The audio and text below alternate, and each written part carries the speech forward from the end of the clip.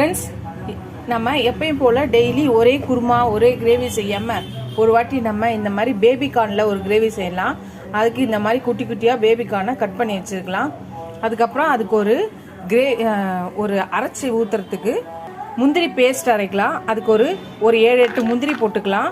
ஒரு அரை ஸ்பூன் கசகசா போட்டுக்கலாம். ஒரு அரை கப் பால் ஊற்றிக்கலாம். இதை ஒரு அரை மணி நேரம் ஊற வச்சு. ஃப்ரெண்ட்ஸ், நம்ம இப்போ கார்னில் ஒரு கிரேவி செய்ய போகிறோம், பேபி கார்னு. ஸோ அதை குட்டி குட்டியாக கட் பண்ணி வச்சுருக்கேன்.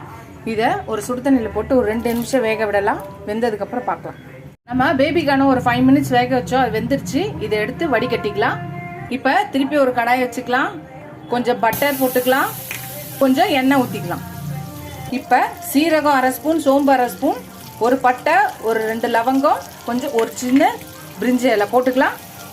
வெங்காயம் பச்சை மிளகாவும் போட்டுக்கலாம். இதை கலந்துக்கலாம், வதக்கிக்கலாம். ஒரு ஸ்பூன் இஞ்சி பூண்டு பேஸ்ட் போட்டுக்கலாம். இப்போ இதையும் சேர்த்து வதக்கிக்கலாம். தக்காளி போட்டுக்கலாம். இப்போ இதையும் சேர்த்து வதக்கிக்கலாம். இதுக்கு தேவையான உப்பு போட்டுக்கலாம். இதையும் சேர்த்து மிக்ஸ் பண்ணிக்கலாம். இப்போ ஒரு 1/4 ஸ்பூன் மஞ்சள் போட்டு, 1 ஸ்பூன் ரெட் சில்லி பவுடர் போட்டுக்கலாம். அரை ஸ்பூன் தனியாத்தூள் போட்டுக்கலாம். 1/4 ஸ்பூன் கரம் மசாலா, 1/4 ஸ்பூன் சீரகத்தூள். இப்போ இது எல்லாத்தையும் மிக்ஸ் பண்ணிக்கலாம். இப்போ கொஞ்சம் தண்ணி ஊற்றிக்கலாம். இது கொஞ்சம் கொதிக்கிட்டோம். கொதிச்சதுக்கப்புறம் 5 நிமிஷம் கழிச்சு பார்க்கலாம். இப்போ ஒரு 5 நிமிஷம் கொதிச்சிச்சு. இப்போ நம்ம வேக வச்ச பேபிகார்னை போட்டுக்கலாம். இப்போ இதை கலக்கி இதை நல்லா வேக விடலாம். இந்த பேபிகார்ன் வேகட்டும். வேகிறதுக்குள்ள நம்ம ஊற வச்ச முந்திரி, பால், அப்புறம் கசகசா, இதை அரை மணி நேரம் ஊற வச்சிருந்தோம். இதை அரைச்சி பேஸ்ட் எடுத்துக்கலாம். நம்மளோட பேபிகார்ன் வெந்துருச்சான்னு பார்த்துட்டு அதுக்கப்புறம் நம்ம அரைச்சி வச்ச முந்திரி பால் பேஸ்ட்டை ஊற்றிடலாம். இப்போ இதே கலக்கிக்கலாம். இது ஒரு 2 நிமிஷம் கொதிக்கிட்டோம். மூடி வச்சு 2 நிமிஷம் கொதிக்க விடலாம். ஃப்ரெண்ட்ஸ், ஒரு 2 நிமிஷம் கொதிச்சிச்சு. இப்போ ஒரு கொஞ்சோண்டு கஸ்தூரி மெத்தி இலையை எடுத்து நல்லா கசக்கி இது மேலே போட்டுக்கலாம். இதை போட்டு ஒரு கலக்கலக்கி ஒரே ஒரு நிமிஷம் தட்டை போட்டு மூடி வைக்கலாம். 1 நிமிஷம் கழிச்சு பார்க்கலாம். ஃப்ரெண்ட்ஸ், 1 நிமிஷம் ஆயிடுச்சு. இப்போ எடுத்துடலாம். நம்மளோட